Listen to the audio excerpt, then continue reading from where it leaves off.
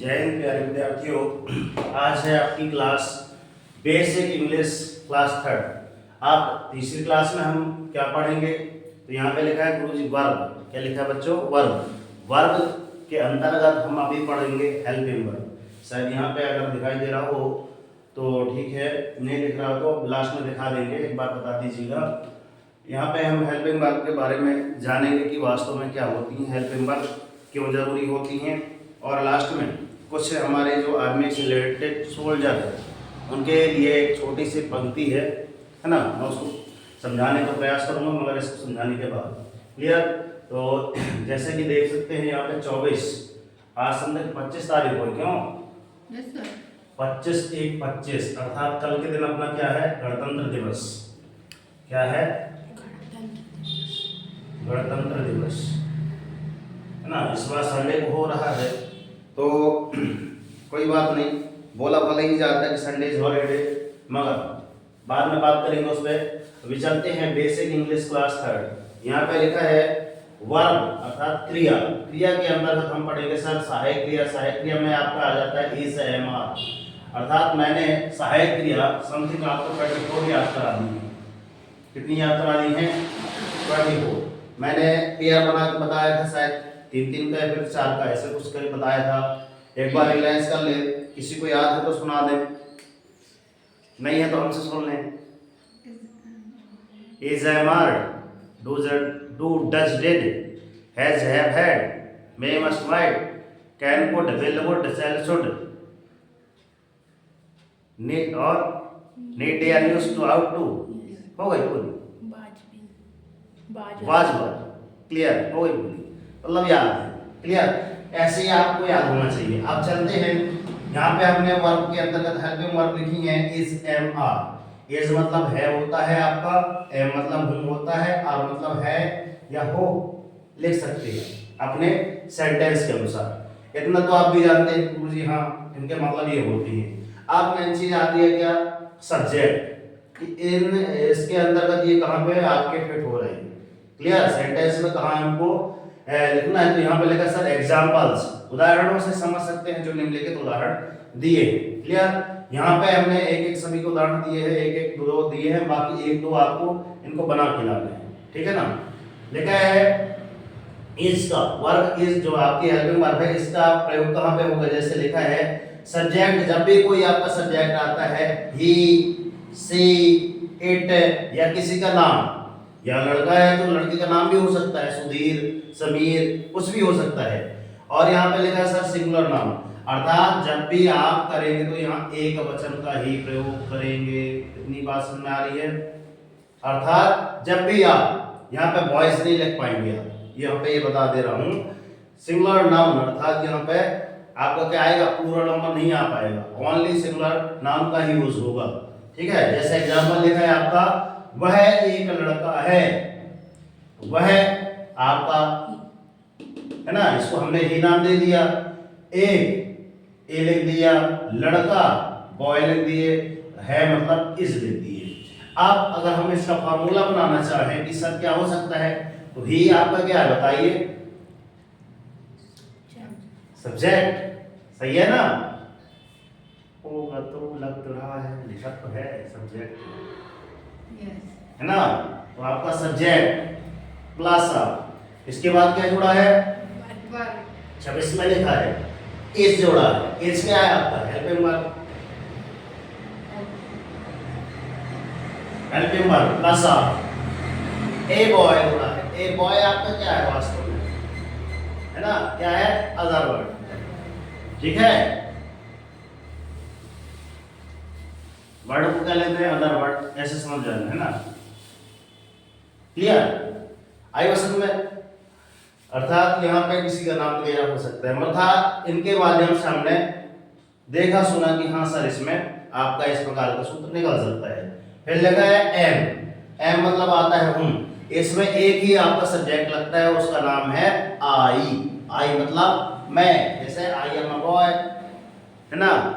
तो यहाँ पे लिखा देखो मैं एक विद्यार्थी हूं, आप सभी विद्यार्थी हैं, तो है ना क्या है? मैं सिंगल को बोल रहे हैं, तो मैं मतलब आई, एक मतलब ए, विद्यार्थी मतलब स्टूडेंट, और हूं मतलब एम आ गया। तो यहां भी आपका क्या यही आ जाएगा फॉलो। सर सब्जेक्ट पहले, यस सब्जेक्ट पहले, एम हेल्पिंग वर्ब आ गई गुरुजी, हेल्पिंग वर्ब, और एक student plus other word. Clear? Object plus other word लिख सकते हैं यहाँ पे, तो आपका लड़का ये उद्देश्य है, ठीक है ना। तो यहाँ पे ऑब्जेक्ट प्लस अदर वर्ड ऐसा लिख सकते हैं, ठीक है ना।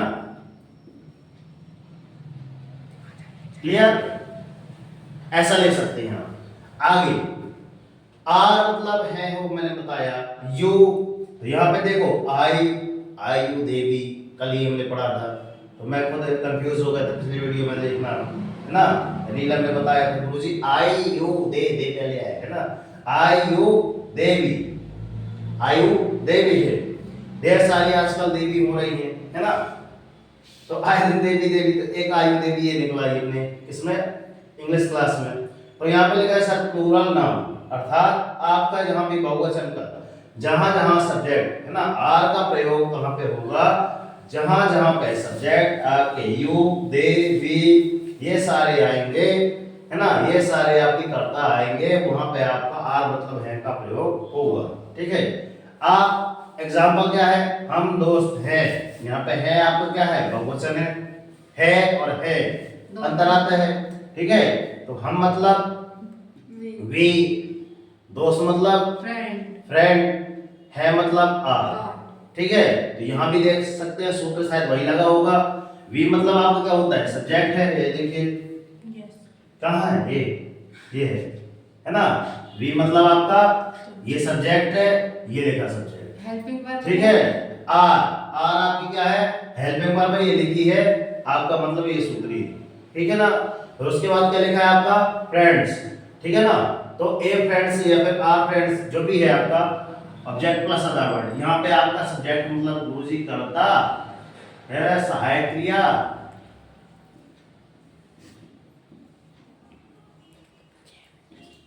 सहायक क्रिया और उद्देश्य, और क्या बोल रहे थे इसको, और अदर वर्ड में मतलब अन्य कुछ,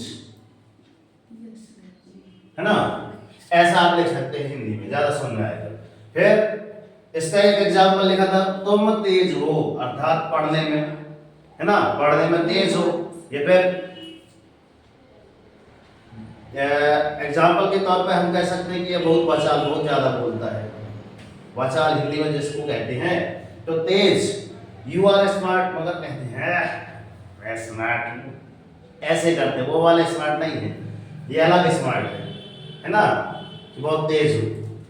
तो भाषण में आ रही है, तो ये आपके बहुवचन जहां पे होंगे उसमें आर का प्रयोग होगा, ठीक है। तो यहाँ भी देख सकते हैं आप कि subject plus helping verb plus subject plus other word हो गया, ठीक है ना।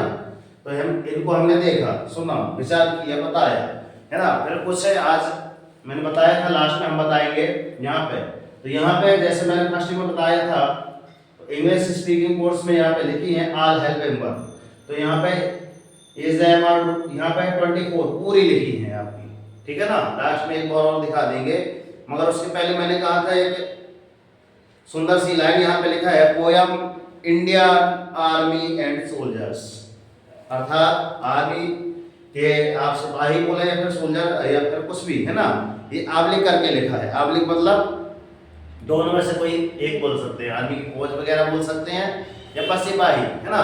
तो यहाँ लिखा है खून जमाती ठंड में भी, जैसे हम लोग देख रहे हो खून जमाती मतलब इतनी ज्यादा ठंड पड़ रही है अपने जम्मू कश्मीर, है ना, लद्दाख में, है ना, लेह लद्दाख की बात है यहाँ पे।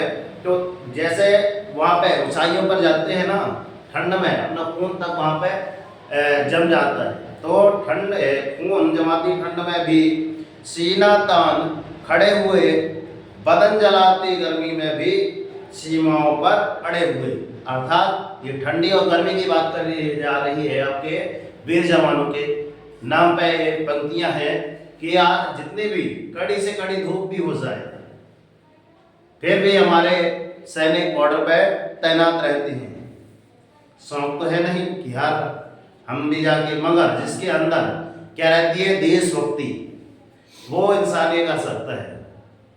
फिर लिखा है बांध शहादत का सहरा, बांध शहादत का सहरा, मृत्यु से ब्याह रचाते हैं, देश के वीर सिपाही देखो माँ का कर्ज चुकाते हैं। अब माँ मतलब वास्तव में आपकी भारत माता के लिए है ये बातें, कि सब कोई अधिकांश जो आपके आदमी पर्सन कुछ ऐसे भी हैं जो बिन ब्याहे गए हैं, वहाँ पे बॉर्डर पे तैनात हैं, मगर सहरा बांधने के लिए अपने गांव देश घर में नहीं आ पा रहे हैं। कहाँ है वास्तव में सहरा बांधने के लिए, क्या है लिखा है यहाँ पे, है ना, किसका सहरा बांधे है यहाँ पे, बांध शहादत का सहरा, मृत्यु से ब्याह रचाते, कि भाई अब तो आ गए हैं बॉर्डर पे। जैसे कि आपने एक तिलमन पे देखी होगी, है ना, वहां पे बेहतरीन उदाहरण है। तो देश के वीर सिपाही देखो माँ का कर्ज कैसे चुकाते हैं। फिर लिखा है बर्फीली वायु हो चाहे, आपकी तेज हवाएं बर्फ से भरी हो चाहे, तूफानों ने दी हो चुनौती, ढेर सारी आपकी ठंडी गर्मी, बोला भी गया है ठंडी गर्मी हो या बरसात, देश की रक्षा मैं तैनात, वो आपका कहलाता है एक सिपाही, सोल्जर।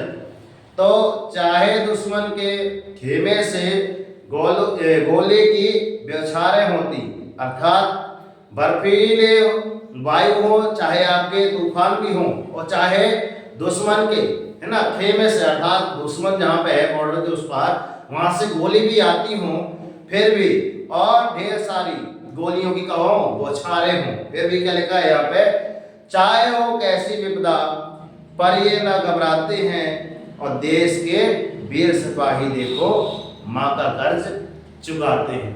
अर्थात जहाँ भी ये चीजें आती हैं कि एक देश सिपाही, क्योंकि झंडा हर किसी को नसीब नहीं होता कि मरने के बाद मुझे क्या मिल जाए, एक मेरा वतन, कि मैं, है ना, मेरे सर पर क्या जाए, मगर ये वास्तव में कहाँ पास आपने देखा था, जब अपना पुलवामा अटैक हुआ था, है ना, पुलवामा अटैक हुआ था सन 2019 की बात है क्या, तो उसमें देखना वहाँ पे एक माँ के द्वारा मतलब बोला गया था सोशल मीडिया में कि जब आप 1 इंच तक का सीना, है ना, अगर कम पड़ जाता है तो वहाँ पे आप बच्चों को लेते नहीं हैं, मगर मैं कैसे इसको ले लूँ कि उसका मात्र इतना सा सब मिला था, इतना सा। अब बताओ उस माँ पे क्या बीत रही होगी। फिर भी वो माँ घबराई नहीं, आज उस पर क्या है, नाच कर रही है कि हाँ मेरा बेटा ऐसा दुसारा और होते तो उनको भी मैं भारत देश की बॉर्डर पर तैनात कर देती, भारत माँ की रक्षा के लिए मैं भेज देती, ठीक है ना। फिर आगे लिखा है माँ पत्नी बच्चों से दूर, माँ पत्नी बच्चों से दूर, राष्ट्र धर्म में रमे हुए, दिल में कितना दर्द ये पाले, पर सीमा पर डटे हुए। ये सारी कविता कदे मेरा किस पे है, आपके वीर जवानों के जो बॉर्डर पे तैनात हैं, चाहे आपके बीएसएफ फोर्स हो चाहे आपके आर्मी। क्लियर। तो माँ पत्नी बच्चों से दूर, राष्ट्र धर्म, हमारा धर्म क्या है, राष्ट्र धर्म सर्वोपरि होता है, अर्थात देश की रक्षा के लिए हम अपने प्राण, है ना, निछावर कर देंगे। दिल में कितना दर्द ये पाले, पर सीमा पर डटे हुए। दिल में सबके अंदर दर्द रहता है कि यार इतने दिन हो गए अपने घर परिवार अपने बच्चों से दूर रह रहे हैं, उनको भी लग रहा है कि हाँ जाकर काश मैं मिलाता 2 मिनट के लिए। फिर भी क्या करते हैं, देश की रक्षा के लिए, है ना, सीने में दर्द तो है मगर सीमा पर डटे हुए हैं, अपनी जान गंवाकर भी दुश्मन को धूल चटाते हैं। अर्थात यहाँ पे अपनी लता मंगेशकर जी की एक सुंदर सुंदर सी लाइन, कौन सी, 10-10 को एक ने मारा, है ना, मतलब एक ने 10-10 को, है ना, मारा, फिर गिर गए अपने होश गवा के, पर अंत समय जब आया तो कह गए कि हम चलते हैं, खुश रहना देश के प्यारो, अब हम तो सफर करते हैं। जब भी एक आवाज ऐसी सुंदर सी ध्वनि आती है कान में, तो एक शरीर में उत्तेजना सी आ जाती है, शरीर का उठता है, रोंगटे खड़े हो जाते हैं, और जिनके नहीं होते इस वक्त लोग खून नहीं पानी है। भारत देश के लिए ऐसी पंक्तियां उन्होंने गाई हैं, बड़ा ही सुंदर सा गीत है, आंख भर आती है ऐसा जब भी ये गीत का सुंदर सा धुन कान में सुनाई देती है। तो देश के वीर सिपाही देखो माँ का कर्ज चुकाते हैं। धरती माँ के सच्चे बेटे, धरती माँ के सच्चे बेटे सर पर कफन बांध कर बैठे। धरती माँ के सच्चे बेटे, अगर कहा जाए कि धरती माँ का अच्छा वे सपूत कौन है आपका, तो पहले किसान आएगा ही आएगा। ठीक है, पहले तो धरती माँ का बेटा आपका किसान है, फिर लिखा है धरती माँ के सच्चे बेटे। बेटा तो किसान है, बेटों की बारी है, मतलब जो बॉर्डर पे तैनात है। सर पर कफन बांध कर बैठे, नींद नहीं उनकी आंखों में, ताकि हम सब चैन से लौटे, है ना, ताकि हम सब चैन से लेटे, ऐसा लिखा है, लौटे लेटे। मतलब अगर वो बॉर्डर पे, मैंने उसे वीडियो में पिछली बार ही बता दी थी कि अगर वो वीडियो है ना बॉर्डर पे तैनात हैं, तभी हम क्या करते हैं, सुख चैन की नींद सो पाते हैं, अपने फेस्टिवल एंजॉय कर पाते हैं, दिवाली, दशहरा, होली, ये सारी चीजें। अगर वो बॉर्डर पे तैनात न होते तो पता चले अपन रात के सो गए, पता चले दुश्मन आके दूसरा आक्रमण कर दे, हमेशा के लिए सो जाए, ऐसा नहीं होता है। किनके कारण? मात्र अपने भारत देश के वीर जवानों के कारण। ठीक है ना, तो देश के वीर सिपाही देखो, है ना, फिर क्या लिखा है, अपनी जान गंवा कर भी दुश्मन को धूल चटाते हैं। देश के वीर सिपाही देखो माँ का कर्ज चुकाते हैं। और यहाँ पे लिखा है चैन से लेटे, देश की रक्षा के खातिर वे वीर गति को पाते हैं। देश के वीर सिपाही देखो माँ का कर्ज चुकाते हैं, अर्थात देश की रक्षा के लिए वो वीर गति को प्राप्त कर लेते हैं। वीर गति अर्थात शहीद हो जाना। फिर आगे लिखा है कुर्बानी वीरों की जीवन कितनों को दे जाती है। कुर्बानी वीरों को, है ना, कुर्बानी वीरों की जो है कितनी, है ना, जीवन कितने, लिखा है कुर्बानी वीरों की जीवन कितनों को दे जाती है, उनके रक्त से सिंचित धरती धन्य धन्य हो जाती है। फिर लिखा है मौत भी क्या मारेगी, मौत भी क्या मारेगी, जो मरकर भी जी जाते हैं।